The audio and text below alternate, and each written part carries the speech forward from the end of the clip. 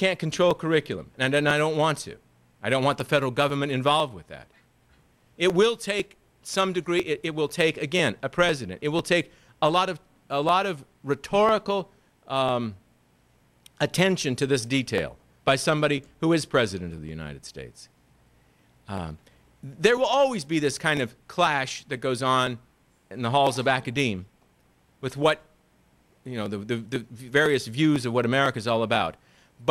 But the president has a bully pulpit and has a megaphone louder than almost anybody else, and can redirect the rhetoric in the country in a positive way, from my point of view. Anyway, what's positive? There's no magic bullet. I've introduced a resolution. I introduced a resolution, just a simple resolution that said, all children graduating from, that it is the hope of the Congress, because I do not like mandates from the Congress. I don't believe we have any right whatsoever at the federal level to interfere in the education, especially of the children in this state. Constitutionally, I do not believe we are empowered with that at the federal level. But so the resolution says the House of Representatives simply goes on record saying, I guess that's a signal, right? Time to shut up, Tom. The House of Representatives goes on record as saying, we believe it would be good if children would graduate from school with an appreciation of Western civilization. That's it, you know? That's about as far as I could get. And even that was, the NEA, the National Education Association, which, by the way, I think should be sued for using the word education in their title. They oppose this like you can't believe. How dare we say that we want children coming out of our schools? I mean, again, how chauvinistic of us. We couldn't even get it heard. A resolution. It wasn't a law making anything. It was just a resolution saying we think it would be a good idea. Right? Couldn't get that passed. Too controversial. It's a shame. And there's the signal. I see somebody hitting.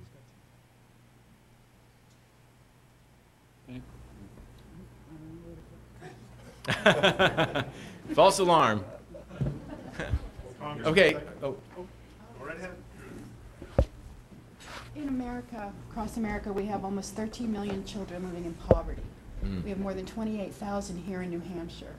Do you have a plan to help families earn not just a minimum wage, but a livable wage so that they could become self-sufficient? It's interesting to note that the increase in child poverty in this country is also directly related, believe this or not, to the immigration rate, and especially illegal immigration rates. A significant portion of the people that we identify in that category are people who are here illegally and their children. And that will always be the case. I mean, it is impossible. They will always come in at that level, of course, when you're bringing in people, low-skill, low-wage workers. That's going to be the family that comes with them, and they're going to fall into that category. So if you want to alleviate, to a certain extent anyway, the problem with the number of people who are in that category, you reduce illegal immigration in the country. Beyond that, the ability for people to earn a living wage. Now that's an interesting way that you put it. You see, I don't believe, for instance, that the federal government or any government has the slightest idea of what you're worth in the marketplace. Not a bit. I couldn't begin to tell you. And every time we say things like we are establishing a minimum wage for people or increasing a minimum wage, I find it incredibly audacious. Because you're telling the government that it knows what is the wage rate that you deserve. Any of you. And I mean, why not say it for anybody in this room? Why not, if I can establish that, if that is something the government can do, can tell you what it should be the minimum wage, $7.22, not $8.14, not $4.08, not $50 an hour, you know, but this $7.23 or what, if you can come up with this concocted idea of what the minimum wage should be, then why shouldn't we just do it for everybody? Here's what we can do for people. I think we can begin moving away from, first of all, a graduated income tax. I believe that I believe in the fair tax. I believe we should move to it as quickly as possible. It is a consumption tax. We will see an explosion in job opportunities in this country once you get rid of a tax on productivity, which is what what a graduated income tax really is. It really is a tax on productivity. The better you are, the more productive you are, the more you're going to get taxed.